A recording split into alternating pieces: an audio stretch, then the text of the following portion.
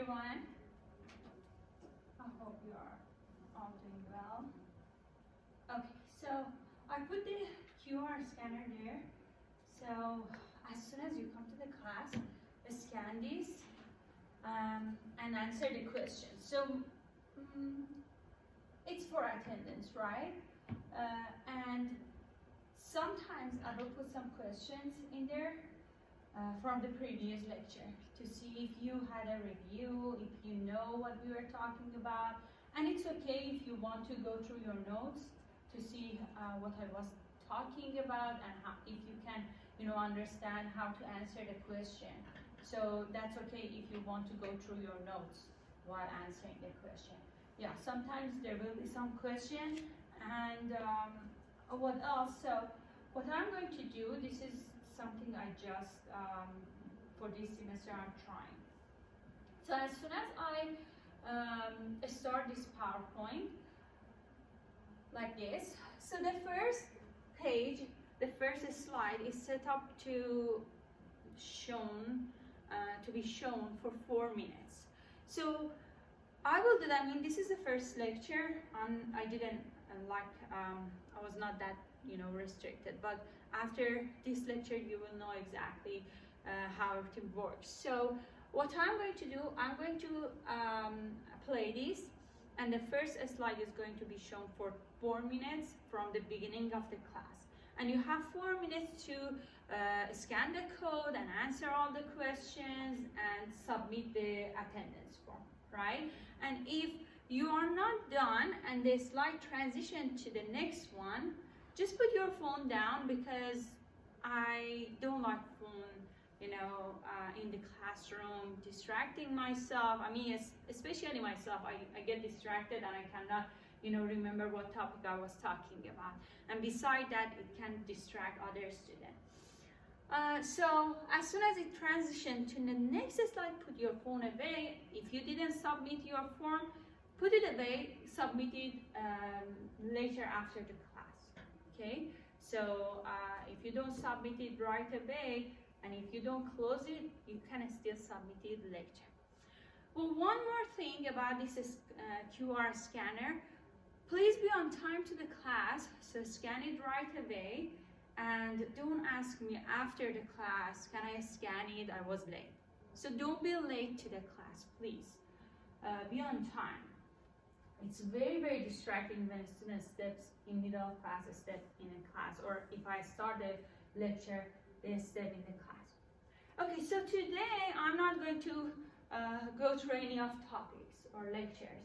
So I'm just going to talk about the statistic, what the statistic is, why you are here in this class, and something that I found interesting. I'm going to talk about that, and then we will go through syllabus, go through Launchpad, because the first name was Launchpad, then it was Sapling, now it's Achieve package, and then I will answer your questions also. Then from the next lecture, we will talk about the topics that we are going to cover in this class. Okay, so, and bear with me because this is sometimes difficult. I have to point to the laptop, and maybe I go back and forth. So sorry about that if it happens. Okay, so we are in a statistic course. This is an introductory class. It's a kind of, I cannot say it's a simple statistic.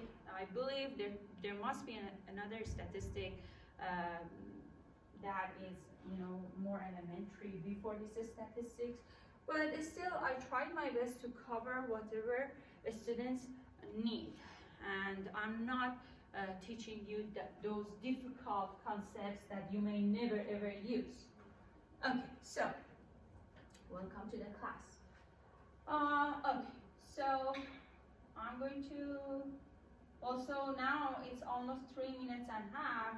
After 30 seconds, it will go to the next slide, and when it goes to the next slide, that's the time every lecture you should put your phone away, and I'm going to start talking about lecture. But I will do that now manually. Okay, so a little bit about myself. Actually, I wrote down something. but still I want to talk about that. So my name is Andishe, my last name is Dadashi. I born and raised in Iran, but I'm a US citizen. I came here in 2019. So I finished my Bachelor of Mathematics and Statistics in Iran, University of Mazandaran, which is a public university 20 minutes far from my home. And after my Bachelor, I went to India to get a master's degree, and I was there almost 3 years, less than that. I finished my master in mathematical statistics. Then I went back to my home country. I studied for some exams like GRE, TOEFL, English exams, and I came to America for a PhD program in statistics. So I was in a program for almost 2 years, and then I had a job offer from UNM Gallup, which is almost 3 hours, actually 2 hours. I said it wrong today morning. 2 hours far from Albuquerque. And so I was there for almost 3 years. But what happened, I couldn't continue my PhD because all the courses were like in person, and it was very difficult to go back and forth, like 2 hours go, 2 hours come back. So I moved to computer science department. It was it had more online classes. So now my PhD is in computer science, but I got a master's degree in statistics because I finished all my PhD core course in a statistics department at UNM. So I have another master's degree in statistics for that reason. So now I'm in a PhD program in computer science, UNM, and I'm working on my research, and also still I have some coursework that I'm passing. Because I'm a full-time faculty, I'm just taking one course in one core course, so it's taking a long time. So my research is basically on complex system like metabolism. So there is another like word for that, metabolic network. We call that because it's computationally accepted, like they are like metabolic networks. So these systems are complex. And then, for example, complex traits. Complex traits in human is, for example, height. Your height is affected by multiple genes, and still it's very confusing and it's not clear what gene exactly or how many genes, how many loci are affecting your height. Another trait like your hair color, this kind of things. Okay, so my research is in that area. And actually I finished one whole research on metabolic network of human embryo, and now I'm working on the quantitative traits. Okay, so that was about me. Okay, so now you tell me. Now it's your turn. Why you are here? Starting from you. Hello, my name is Aaron Torres. I am 17 years old. I'm still in high school, and I'm hoping to graduate high school with my associate's degree, and that's why I'm here. Very good. I like my high school students. Most of my high school students are very motivated, and they are very hard work. They are very hard work. Thank you. My name's Axel. I'm working on a forensic anthropology degree with my associates in general science, and I am 19. Very interesting. Forensic? Yeah, forensic anthropology. Very interesting. Very interesting. My husband also was interested and applied for some position. That's a very interesting field. Thank you. My name is Desiree. I'm 17. I just graduated this past year when I was 16. I'm currently working towards my bachelor's in exercise science so that I can get into the athletic training program at UNM. Very good. That's very interesting. That's very nice. Oops. I'm Adriana. I'm 22. And I am doing my bachelor's in science of nursing. So after, I think I have 2 semesters left, and I'll transfer to the main campus for the nursing program. Very good. Actually, I had lots of nursing students in the past, and they use a statistic a lot. Next, I will talk about that, how they are using a statistic. Thank you. So, most of you, I think, are in here. You want to just check mark that pre-reg and move to other class, get your degree, right? So, rarely happens someone really interested in mathematics and they are just willing to take the math class because they like it. And, well, someone, I mean, actually, much older people believe they are doing education because they want to learn. I understood this. When I was in Gallup, I had most of elderly students. They just were there because they wanted to learn. They liked it. It was not like just wanted a bachelor degree or anything. So as time passes, people's perspective will change. Their view will change. Okay, so most of you are here. You want to just pass this class to get to the next one and finish your bachelor. Okay. So, why do you need statistics? So, if I want to separate people's path to two paths, people who are in academia right now as like lower kind of degree before graduate degree. So some people wants to continue their path to graduate degree. They want to have a higher education, and some people wants to have their degree to get a job, or their job requires them to get a degree. So first, talk about those people who want to pursue further, go higher degree. Almost all of them need a statistic. If they are like in science, most of science discoveries were based on a statistic. They had to know what kind of method to choose to collect the data. They had to know what kind of analysis to use, how to make a conclusion, interpret the data, and science discoveries are mostly based on this, right? So they need a stat. And even before, like when I had some people who were like in a PhD program in even education, which is not related to math or science, they were struggling to finish their thesis because most of their theses needed math, needed a statistic to collect the data, to do experiment, to collect the data and observation, do a survey and do the analysis and make a conclusion of their study. You know, they have some questions and those questions must be answered with a statistic. So they needed that.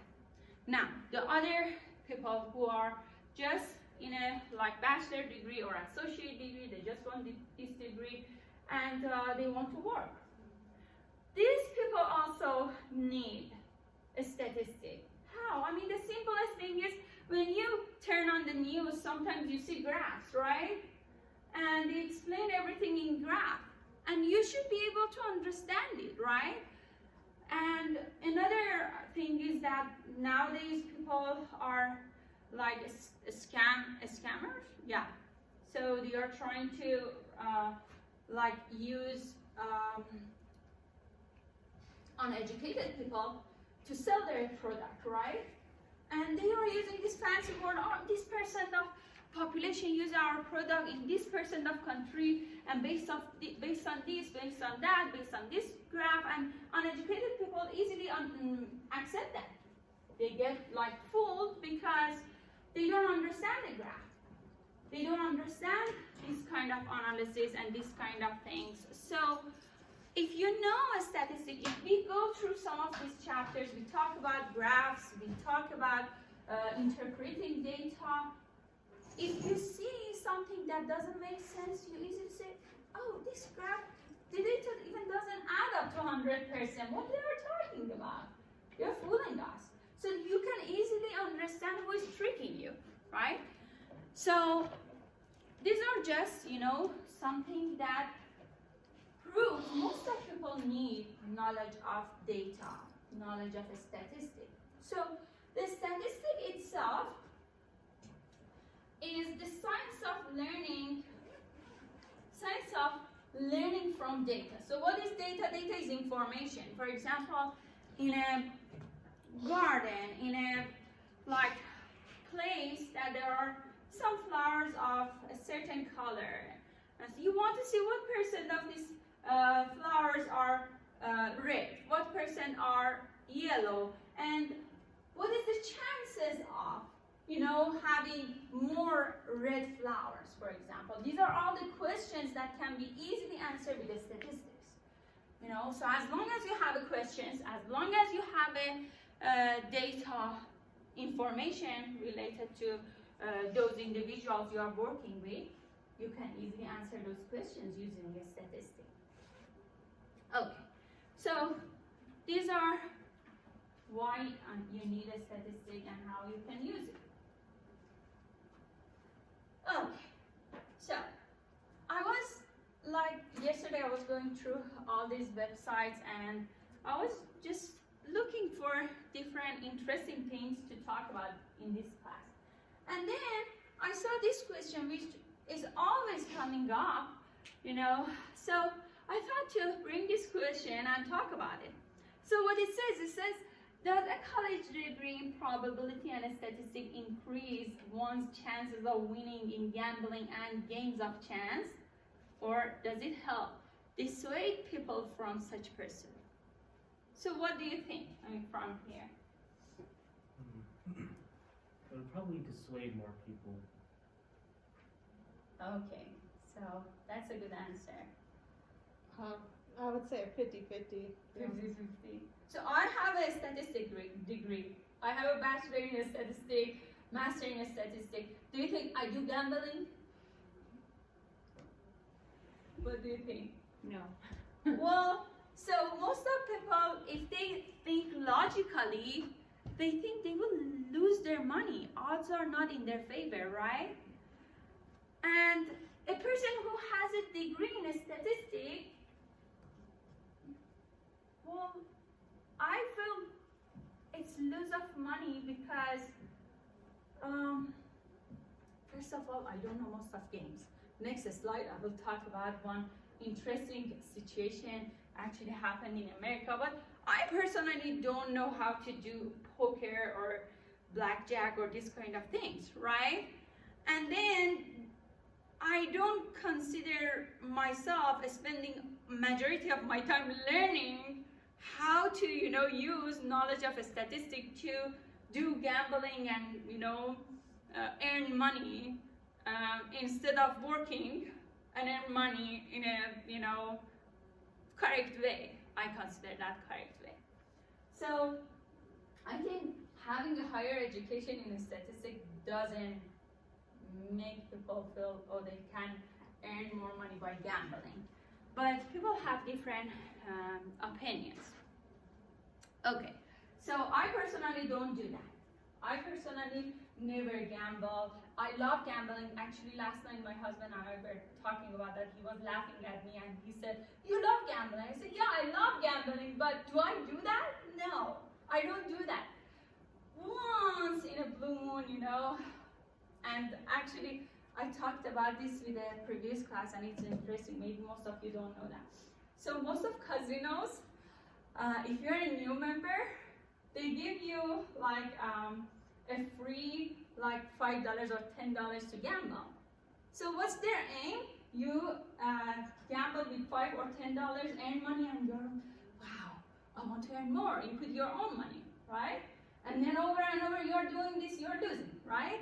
So that's their kind of motivation to give free money. But so what my husband and I did, we went to every casinos after we understood this.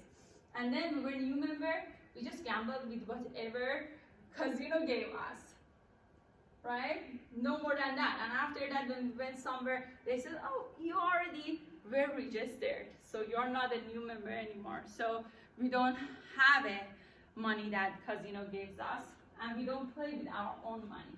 So we are out of casinos." But casino is like, in gambling like that, is fun as long as it's not your money. Yeah. So who knew that casinos will give $5 to $10 to a new member? Did you know that? You didn't know that? Okay, you better try. And go to Arizona, go to Phoenix, go to different states, you will do that. Unless some casinos have, like, they are from a same, you know, under the same umbrella, they have your name. Okay. So, what happened, actually, I forgot my question mark emoji. Okay, so this is what was really popular, and they were talking about this long time ago when it was very popular, and this story was very, very, like, everywhere in all news, but they never went to the depth to see what's going on, exactly what happened. I know there were some group of MIT college students who were good at counting and probability. They went gambling all the casinos. I know that, but I didn't know the detail. I thought I should learn about this more and talk about this the first day of class. So what happened, there was this person who was a MIT graduate. I mean, I'm just explaining the story that I read from news. So maybe part of it is not true or 100% accurate. So what happened, Bill Kaplan, who wanted to go to Harvard Medical School, didn't have enough money, like a specific amount of money to start his medical school. But he was accepted, actually, I think, but he didn't have the money and he didn't get the scholarship. So he's telling his mom that I'm not going to Harvard anymore, which was like disappointment for his family. And he said, I want to do gambling. And what happened, his grandpa taught him how to do the game named blackjack. So who know about this story? Any of you? Okay, so what happened, grandpa taught him, and for 2 straight weeks, he was beating his grandpa because he learned how to count. You know that, right? And then he got $1,000. He went to Las Vegas in 1977, and within 9 months, he had how much? 35,000, right? And then bunch of MIT students asked him to teach us what you're doing. So he became like this teacher, teaching this MIT student, sending them to different casinos, and they were bringing money, right? And what happened, they had this company, investment. People who were like know them and trusted them, they know they are winning over and over, invested in them. They put down their money. So they went to casinos, they got this profit, and they would, split that between the investors. So, I mean, it's not like they were always winning, but they had profit.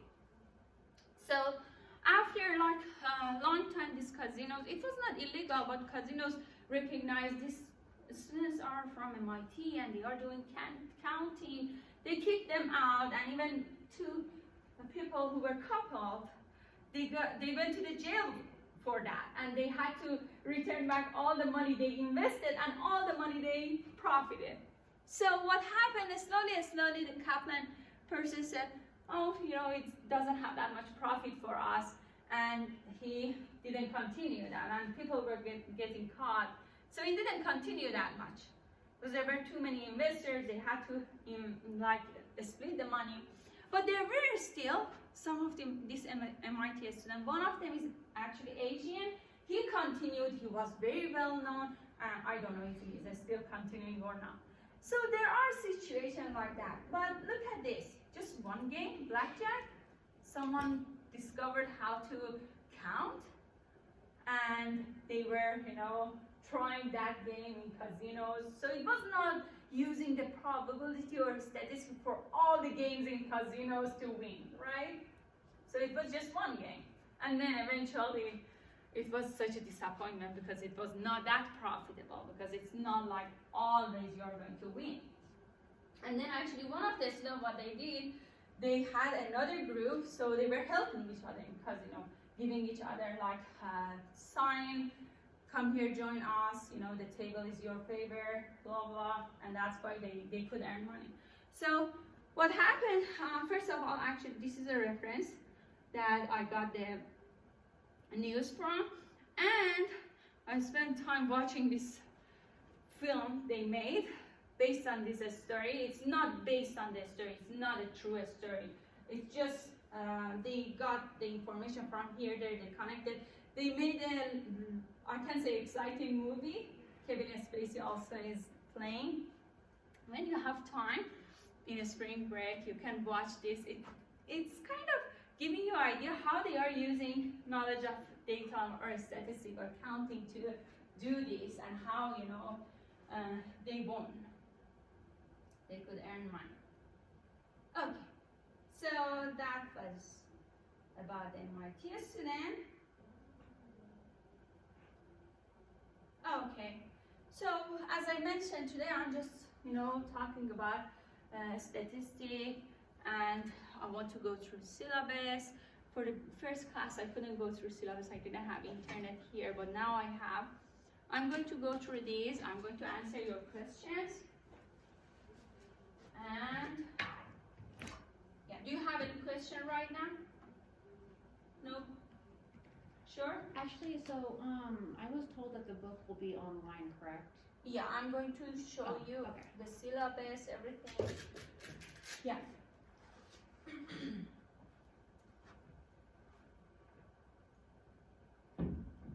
Okay, so actually we have internet here. Okay, so I'm going to first start with UNM Learn, and I hope you saw this first page. See, as soon as you enter the course, you will see this main page, right? And then you will scroll down, there are some information here. And then on the left side, these are all the important things that you should find. Okay, first of all, your grades will not be here. We are going to have your grade on Achieve. We'll talk about that. So you will have the note, you will have videos of past lectures, which is very old, so I have to, that's why I'm recording. I want to have a new videos, and hopefully I can have it for you uploaded. If you want to go back, you can review. So exam submission portals, Crunchy, Tutoring. Okay, so I will start with this exam portal. So you should see the syllabus when I mentioned the weighting, how this class, the grading works. So almost 80% is assignment, exams, right? But we will not have in-class exams. You will have all the exams on Achieve. You have 4 exams. I separated the course to 4 parts, and you will have exam for each part. And beside that, you will have homework and quiz for each of these chapters. So when you take your exam, you will have a whole day. You will see that exam will pop up on Achieve, and you can start your exam, but you will have a limited time. You can start it within the boundary of a day on a due date, and you can you have a certain amount of time to submit it. But after you submit it, within the time you're taking your exam, you have to write down all the answers. Whatever comes to your mind that you think you are going to defend your answer, even in multiple choice questions. Because later, it benefits you actually, mostly. Because let's say Achieve doesn't accept your answer and is rejecting it by 2 decimal points or something like very crazy. So you can come to me and say, I believe my answer is correct. Achieve didn't accept it. Can you check? I will check and say, yeah, your answer is very, very close. And I will give your grade. So because of that. So you will write down all your answers in order, clean, so I can read it very clear, and we'll upload it on UNM Learn before that day ends, the due date, right? So you will have exams, you have to upload your answers on UNM Learn. Your exam is on Achieve, you upload your answers on UNM Learn. So for homework and quizzes, you don't have to do this, just for exams. Besides that 80% that is on Achieve, you will have 20%, which is your attendance and classwork. Whenever we have exercises or anything that like I will ask you in those attendance form, will be the 20%. That's based on my judgment. If I feel that you understood everything in this class and you're able to pass it, this is something that I am going to, see how much you deserve out of this 20% based on whatever we go through in this class. Okay, so what else? All the PDFs are in here. The course material. When you click on course material in here, it's going to give you something like a red shelf. I don't know if I can access it right now because it should give you option red shelves. Okay, here. And then you will click on this, you follow the instruction if it needs signing or something like this, and you are able to get into the Achieve package, which, this gives you inclusive access, which is a discounted price for this package. It normally was higher than this. And UNM started to have it like in this way, inclusive access, and it's much more affordable for you to purchase. But UNM doesn't charge you until you stay in the class and if you don't opt out from the book. If you opt out from the book and you don't want to stay in the class and opt out, you don't pay anything, right? But if you stay in this class and use the package, which you should use, it's 80% of your grade, so you're going to pay for that. Okay, so when you go to the Achieve website like this, actually, which section are you in? 503, right. So you have a certain key code, access code, course ID based on your section number, which is going to be in syllabus. Based on that, you will enter this course for 503. So be careful. I mentioned that on the first page of UNM Learn. So please pay attention to that. Okay, so on the left side, you can see the ebook. If you click on that, you will see all the pages. You have the table of content. And one thing important, I'm glad I remember this. End of each chapter, there is one page which is a summary. I really enjoyed that. I will tell you right now, so later when you are like, oh, I want to just review chapter, and see what material was exactly, in this chapter, you can go to the page, summary page at the end of chapter, which is very, very informative, okay? So you can easily find that. This is a ebook, and you can just by one click, you can go through everything. And then your grade book will be there. So each assignment, everything will be shown, what percent you got on each assignment, how much on your exam, and report. You must browse all of this. Actually, this is not as a student, so you should see another format. Is it as a student? No. Okay, so right now I don't know exactly where was that, but I think I could change the option. Okay, now I don't see. Okay, so anyway, so this is Achieve. All your assignments are in order. Whatever is due is here. And actually, you should not be able to see midterm exam right now. It will be visible on the due date. So where are the due dates? Due dates are all shown in a course schedule at the end of syllabus. They're like one page. And you can see exactly what we are covering every day if you can stay on the schedule.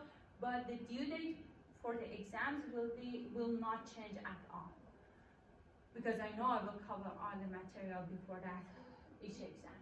Okay, so the due dates are there. Please go there, bookmark on your calendar, and your assignments, for example, homework 1, homework 2, whatever is like covered before exam 1 is due on the exam 1, due on that same date. So you don't have to like be worried about, oh, this week I have this assignment, next week I have this assignment.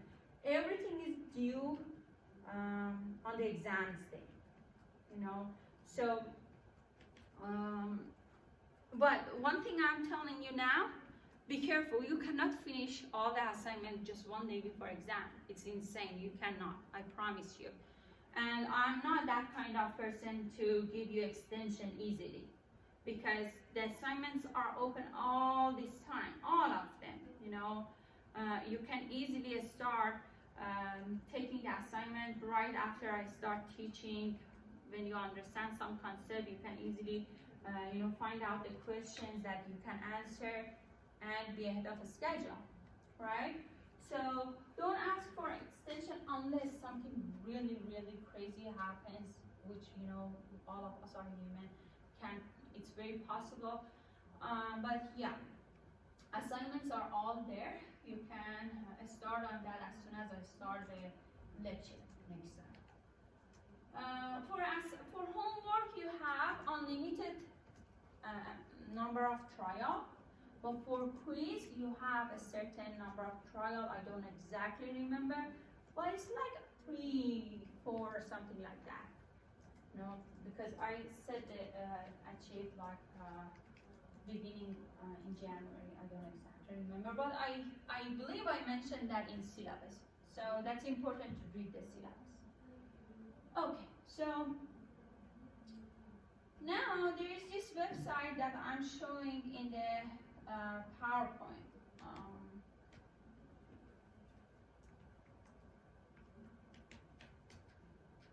So here, Crunchy. Later when I uploaded this PowerPoint actually, but later you can, you will need this Crunchy. So what is Crunchy? Crunchy is something like Excel.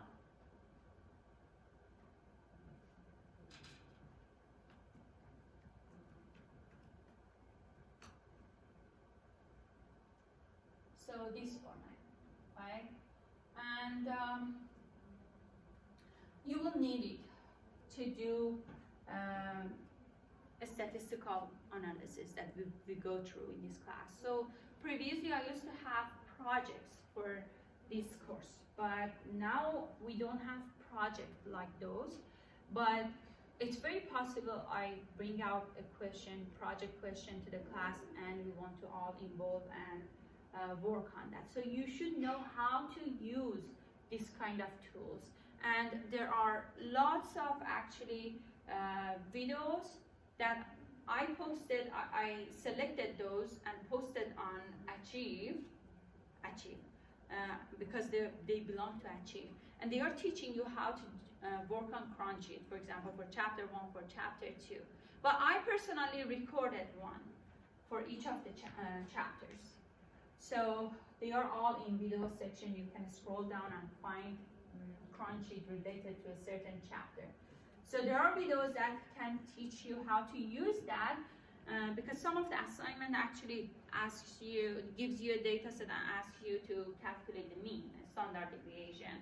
So you should be able to use it in order to expedite the process, right? And then if you have difficulty, you can always ask me.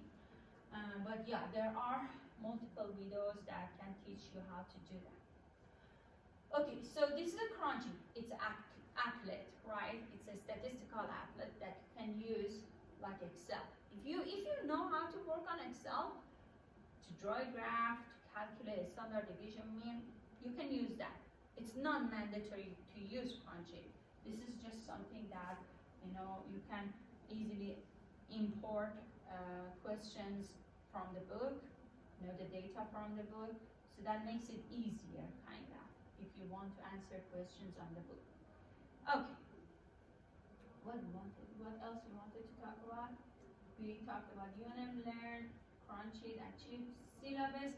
Syllabus is on you. You must read it. The last page of syllabus is important because all the due dates are there. Okay. Okay. So that's it. I think I explained everything. And now it's your turn. If you have any question, please ask me your question. And did I talk about the QR code? I will put that here or there when you enter the class. Please scan it. You should stay after class because I went through something important the first 5 minutes. So yeah, QR code will be here. Do you have any question? Is there anything? Sure. Will we get an email when UNM charges us for the book? Did you even receive an email for inclusive access? Do you know that? I don't know, but I did get in. I can see like my assignments and Yeah, but I think, well, yesterday UNM sent me an email about inclusive access. I think you should also receive that email too. Just in your email, Outlook, search for inclusive access to see if you received anything. Because when I was in one of the classes as a student and they were offering inclusive access, I received that email. So you as student will receive the email. So search for it and see what exactly they are saying, how you will be charged, when you will be charged, these kind of things. Definitely you should have it. Just write down inclusive access, you will find it. Okay. Any question?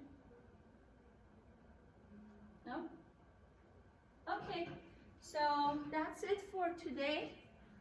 Well, from next lecture we are going to go through the material, and if you have extra time you can go through the videos based on the topic and see what I was talking about, have a kind of idea what's going to happen in the class, and bring your questions maybe if you have any question. Okay, well, we'll see you on Thursday.